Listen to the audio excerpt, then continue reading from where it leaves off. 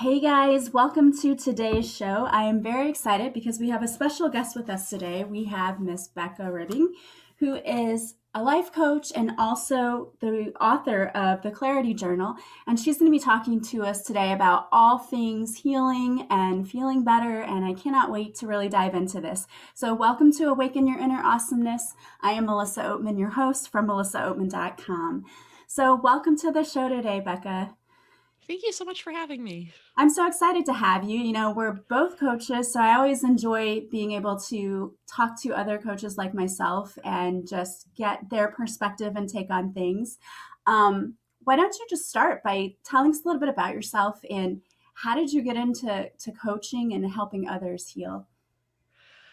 Oh, that's a great question. I've been a coach for a long time. I've been a coach for into it because I think how a lot of coaches end up getting into it. I was at a crossroads myself and I was really um struggling with what to do next. You know, you get out of college, you get on one path, and then you realize the real world is nothing like what your professors told you it was. And so, as I was going back and forth about what to do next, I basically started helping my friends. You know, I was doing all the reading. This was a while ago. So, like, what color is your parachute? Figuring out my Myers Briggs type. I'm trying to think of other books that were popular back in the day. Uh, and I just, as I started gaining more clarity about what I wanted to do, I was also helping my friends with their transitions because, you know, I had a lot of friends in their mid to late 20s who were going through that same thing. What do I want to do next? This wasn't what I meant to end up in. And so as I was doing that, I really realized I was good at helping them. And I ended up becoming a coach so that I could help more people through that journey because I feel like so often we feel so alone. Even if we have good friends, our friends aren't necessarily able to be distant enough from the problem at hand to really give us good guidance because they have things they want for us. You know, they don't want us to take risks, or especially our family doesn't want to take us to take risks.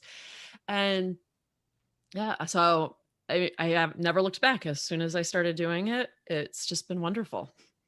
I love that. And I love what you said too about friends not always like they want the best for you, but not always giving you the best advice. I always say that. I always tell my clients, you know, your friends don't have to live with the consequences of your action. So it's always best Right. to like listen to your own intuition and then to get guidance on that. I love that. So you also have the Clarity Journal, which is what you wrote. So tell us a little bit about what that is and how does that help people?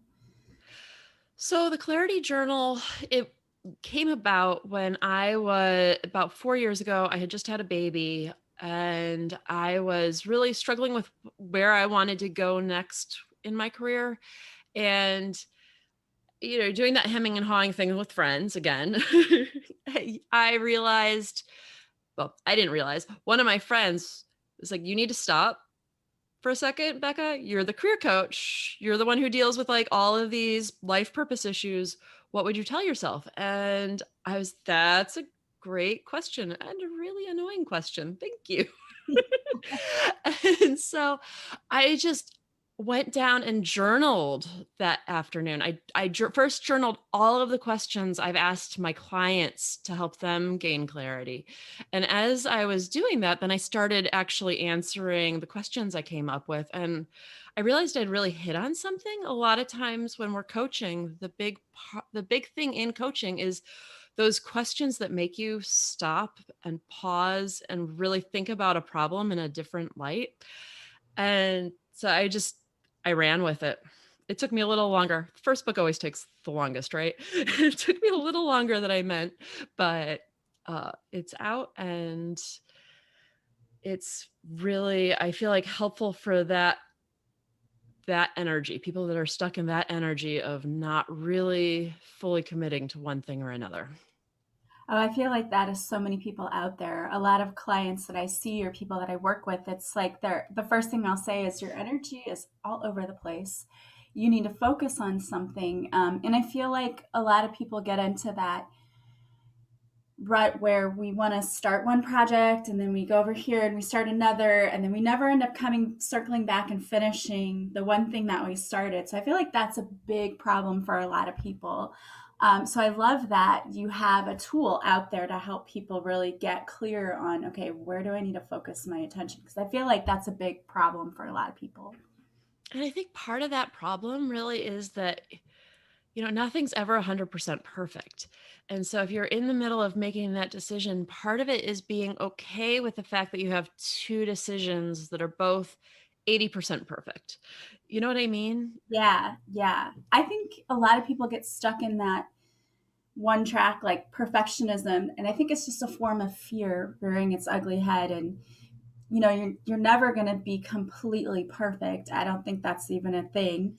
And I Right. think everything is perfection in itself anyway. Like the universe is perfect, so we don't need to worry about striving for that, I think. But a lot of people get stuck focusing on that one piece, I think. Like, oh, this has to be the best, or I have to have everything before I get started. Yeah, I think also you really hit on it. I think it's fear. I don't want to get started until I am absolutely dead certain, but you're never going to be dead certain about anything. We're living in the human world. So nothing's perfect, and if it's not going to be perfect, you're going to at some point have to throw your hat over the wall. And some people, when you were talking about how some people start projects and then don't finish them, I think that's the other thing that I'm really trying to head off is like if you can hit that clarity with also a deep understanding of this isn't perfect and I understand what its imperfections are, I think it makes it easier to move forward strongly versus that energy where it's like, I'm going to make this perfect. Oh, I can't make this perfect. I'm going to make this perfect. Oh, I can't make that perfect either. You know what I mean? Yeah, absolutely.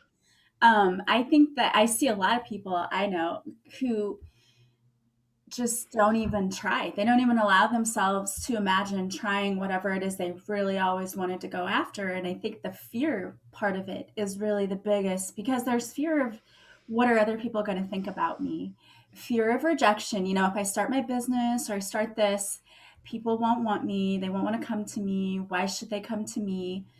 All of these things. And everybody has those fears. I'm going to put that out there right now. Everybody has those fears. The difference between you and I, or someone out there who may be listening, is that we choose to work through it and to move Right. past it. Because the fear, that's a human nature thing. That's so normal for everyone to have fear. But I tell a lot of people, like, I never would have started this podcast if I thought I had to know everything about. I knew nothing about podcasting. Nothing. Well, and when you start something like podcasting or writing a book, inevitably you don't know a whole lot of things. And being able to live in that uncomfortable space for a couple months where you're learning something completely new is really hard. It's uncomfortable. So it's really hard to really push yourself through that. And I think a lot of people end up giving up right before they hit the point where they're going to be comfortable with it again. How many people have podcasts that have 10, 15, 20 episodes and then never another episode? And I'm just sitting there looking at them like, you've hit 20 episodes. You're getting good at the like audio mixing and stuff. You were just so close and you gave up too soon. Yeah, they say that a lot of businesses, and I read this somewhere, that a lot of businesses, it takes 5 years. They say give yourself 5 years for a business to actually be where you want it to be, or even be in that direction. And a lot of people will quit at like year 4 or 3 because it's so much work. Oh, interesting. I don't want to do Yeah, it. right. And I can understand it. If you really don't want to do it, sometimes like situations change. But on the other hand, you have to realize that you're losing out on a lot that you've built up and put into it. And I have to wonder how much of it is not like, I don't want to do this anymore, but I don't believe in myself, or this isn't working because, I'm not seeing the results that I think I should be seeing. And I think that's the thing that makes me very sad, is watching people give up on themselves. Right. Well, not realizing that everyone feels this way. I think, especially in the US, well, in like English speaking culture, can't speak for other cultures, but we have this obsession with the success story.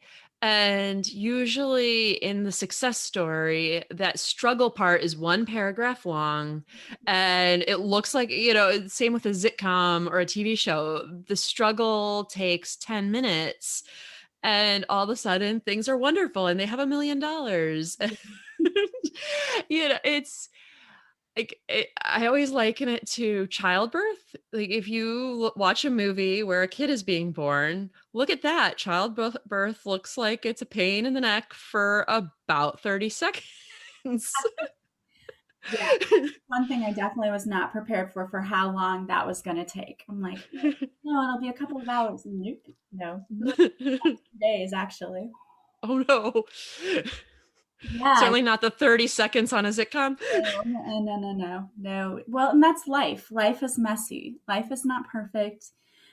We have to get over this idea that somehow we have to show up and be perfect, and we're not. And you're never going to be all the time, and that's okay. Just showing up, I think, is the main thing. Just show up.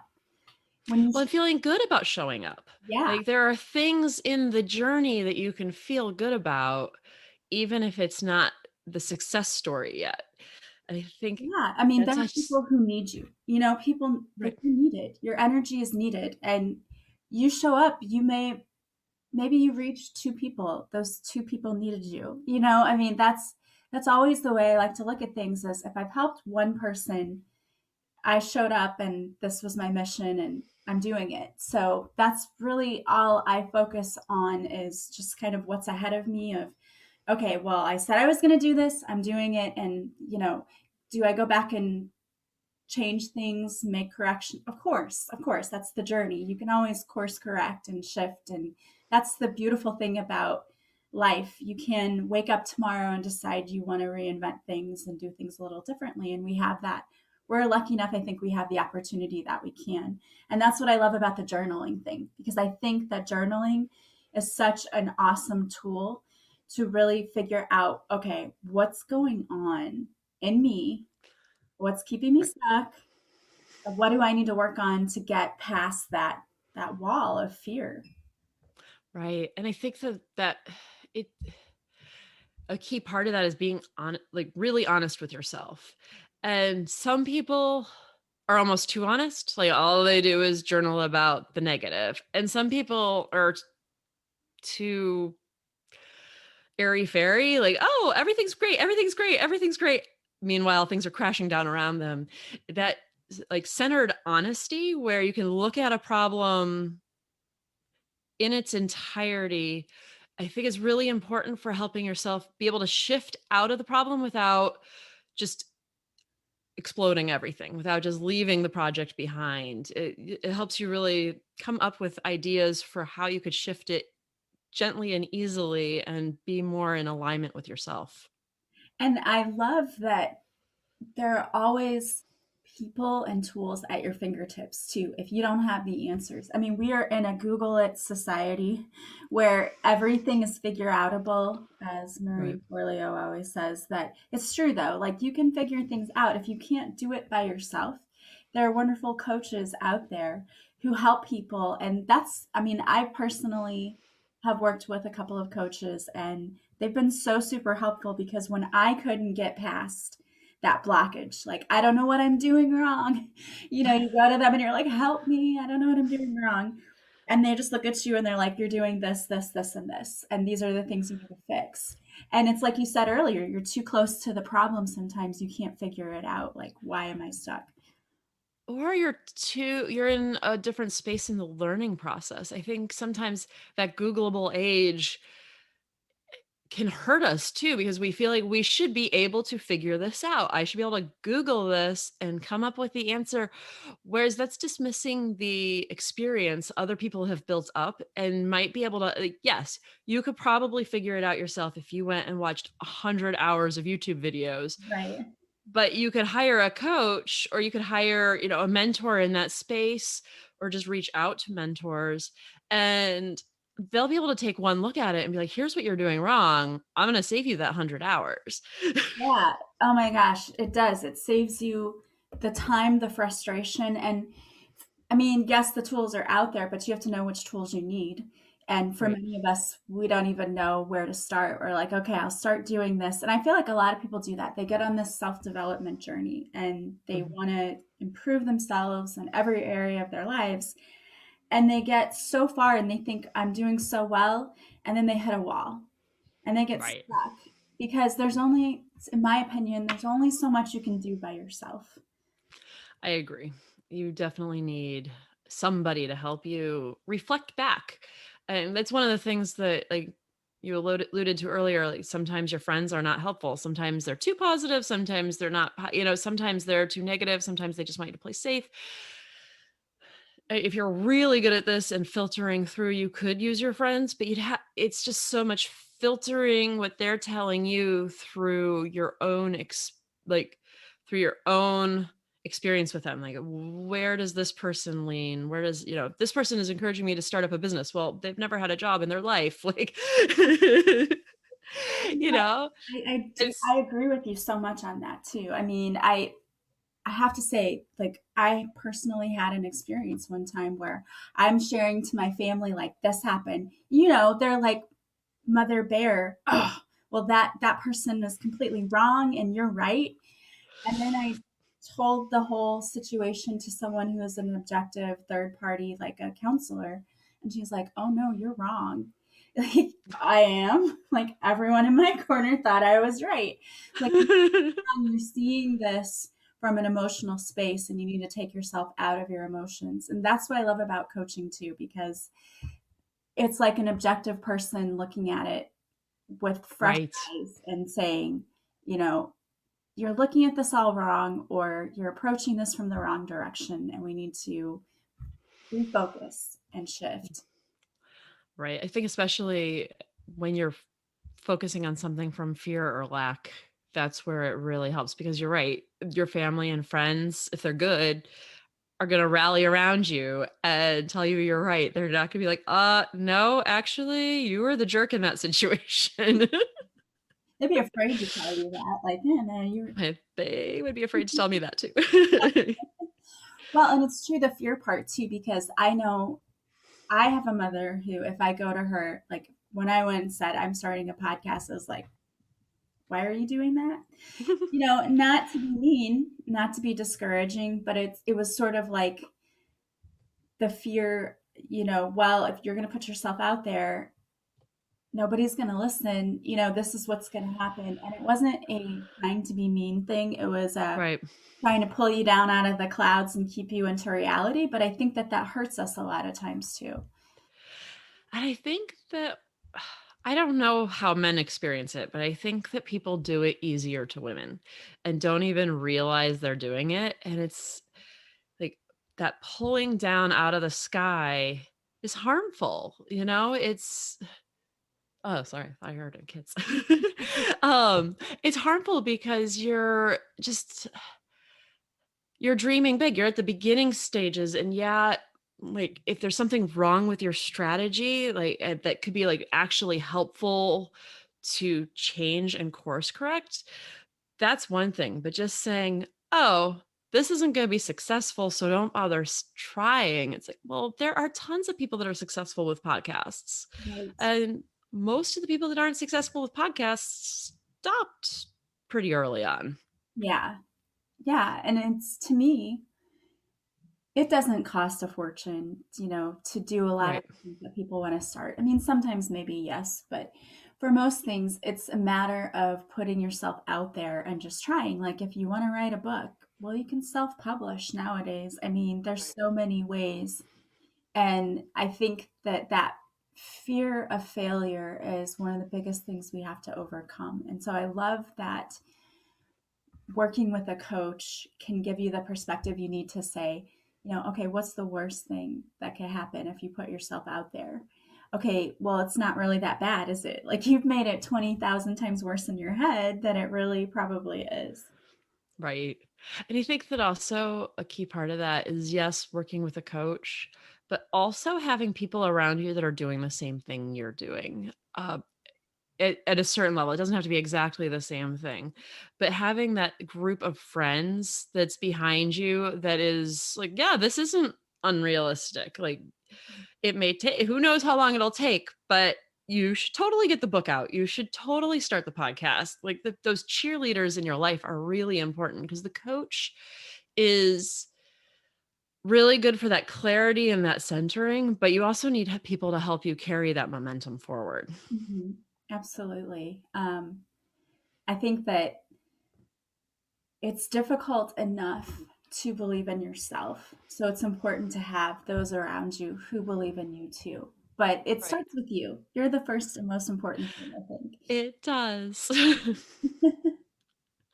I And also being aware of who those friends are, right? You know, if you know your mom is going to say, "Hey, podcast, are we sure about this?" Then maybe that she's not the first person you tell. Maybe she's the 10th person you tell. or maybe you tell her after you've already been on it for And then 5 years. hey, mom, so I've had a podcast for 5 years. I've interviewed 1,000 people. It's already successful, so don't try to put it down. Well, sometimes you have to do that. Sometimes we have to, be picky about who we have in our corner. If we Right, know that, and there's nothing wrong with that. We talk about all the time letting go of people in situations that don't serve you. And so sometimes that just means, I'm not going to always go to this person for advice because they're very negative and they're going to put a negative right. spin on it, you know. Well, and I was just going to say who you're letting into your energetic space, Yes. you know, Yeah. because no You matter where you are on the belief scale of any of this, letting someone negative into your space is really detrimental. I was reading this article a while ago, but it hit me so strongly because I focus mostly on careers. And the article was saying that if you have one toxic employee in a group, it lowers the productivity of the entire group, I think by 30%. And it was just like, it really hit me in the gut, because it's like, wow, you know what? It's true though. I've been in those situations. Um, I don't know. There's part of me that's like, I might have been that person once or twice with like where I didn't get along with the boss in the situation. And maybe if someone had gotten along with the boss, it wouldn't have actually been as bad as I thought it was. But I've been in those situations too, and I completely agree with you and with those findings because even having one negative person, first of all, the amount of time you waste arguing or trying to, because I know I've been in situations where we had to have people come in and have meetings to talk about how to have meetings. It's like, really? This is what it's come to because one person was always so mean and negative and would like right. yell things. And we literally had to have a meeting to talk about how to have a meeting. And that to me, when that happened, it's like, okay, this is ridiculous. Right. But if you have a loved one in your life, it's the same thing. Like that loved one in your life complaining is decreasing your energy by 30%. Absolutely. And Yeah. so you really need to be aware, and not necessarily, I mean, if you need to cut them off, so be it, but not necessarily cut them off, but you need to be able to really recognize the effects of it Mhm. and what it is you want. Yeah, I mean, there are ways you can protect your energy by just saying, like, I'm only going to be around this person as much as I have to be. Or, Right. I've said to people before, if you're going to keep complaining, I'm going to leave. Like, I've said that. And it's not easy to say, but sometimes you have to, because to me, a lot of people don't even realize how negative they're being until you Right. point that out. Not saying you have to be Susie Sunshine all the time, but a lot of people are negative, not even realizing that they're being negative. They're just Right. Well, in that way of. I think Mhm. Yeah, I was gonna say, I think a lot of people fall into that. Like if something's not going in well in their life and they're noodling on that, it ends up coming out in so many different streams of their conversation. And it's just, sometimes I think the best thing you can do is remind them, right? Like it's like, okay, you are complaining a lot. Is your life really this bad? Or do you realize, you create a lot of your own reality with what you say Right. and what you think. So if you're constantly complaining, it's like you're speaking more of that into being. Right. And that just kind of perpetuates the cycle. When you see more negative things, you're going to see more negative things because that's what your focus is on. But if you can shift it to seeing the blessings in your life or seeing the good things that are there, then you start to notice those things more often. And just naturally, there's a shift in how you're seeing things, I think. Right. Well, I think I don't know, because sometimes I go back and forth about whether I believe in law of attraction, but I really see it like whether I believe it's, quantum mechanics or whether I believe that it's just psychology, because I run into this all the time. I do focus mostly on career. So I get a fair number of people who are simply doing job changes.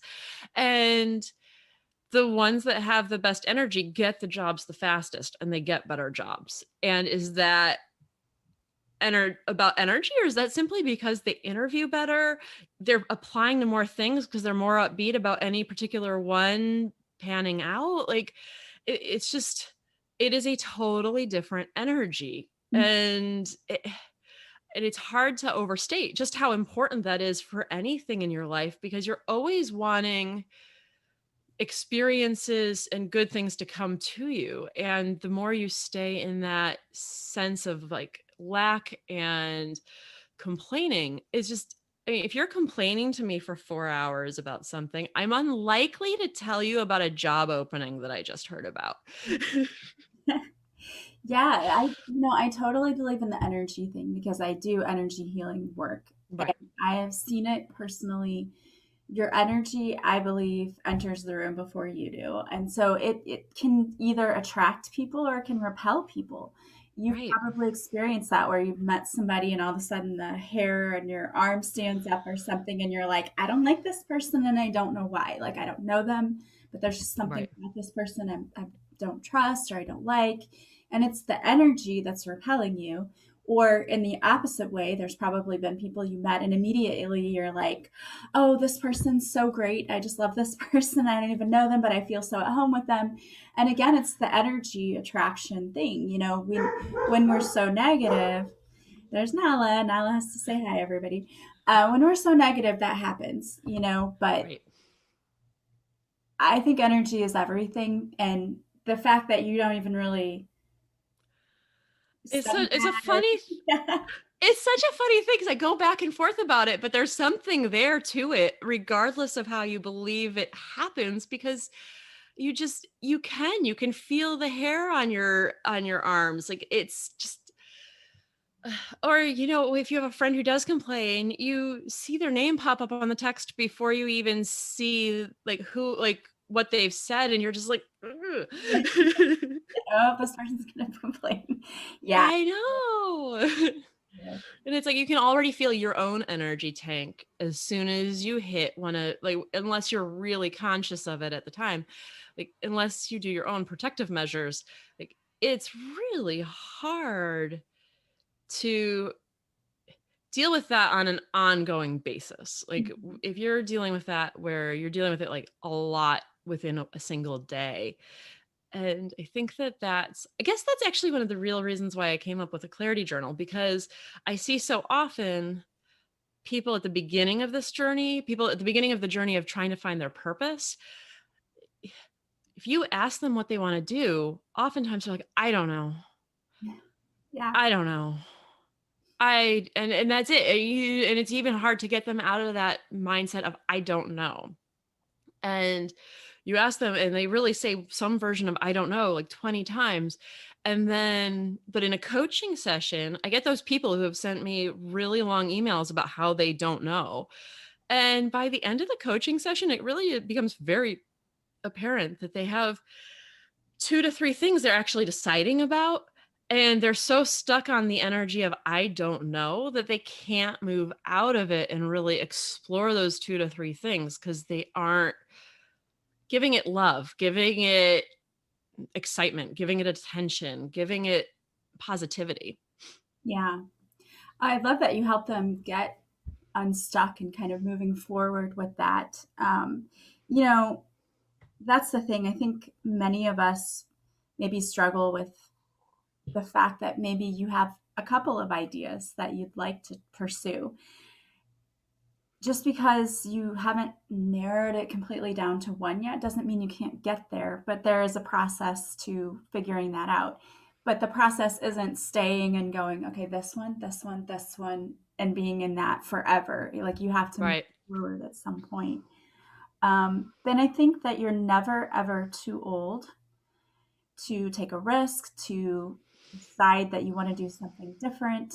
And I think a lot of people, that's a fear too, is, oh, I'm in my 40s and I've already done this one career for so long, and now I'm too old to switch. And what would you say to somebody who is sitting there thinking that?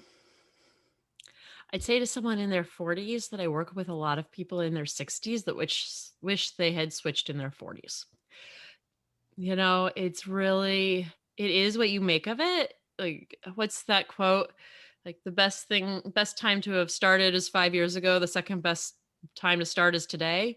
If you don't start today, you're never going to actually get there. And my saddest clients are the ones that are in their 60s trying to figure out what they want to do, because most people can't retire at 65 these days. It's and it is hard to tell someone who's like 62 to go back to college. Yeah, I mean, that's probably not, some people will do it, but it's probably not going to happen. And so if you're really struggling and you're in your 40s or even your 50s, think about what gift you want to give to your 65-year-old self. I love that. That's a great way to look at it. Well, this has been such a great conversation. I love it. So, if people want to work with you or they want to grab a copy of the Clarity Journal, how can they do that? Well, you can find the Clarity Journal on Amazon, and you can find me at beccaribbing.com and on Instagram and Twitter at Becca Ribbing as well. Awesome. And of course, I'll have all those links in the show notes. So, I always like to ask our guests to leave our audience with one piece of advice or a little golden nugget, if you will. And you've already given us many. But if there was one piece of advice that you could give anyone out there listening, what would that be?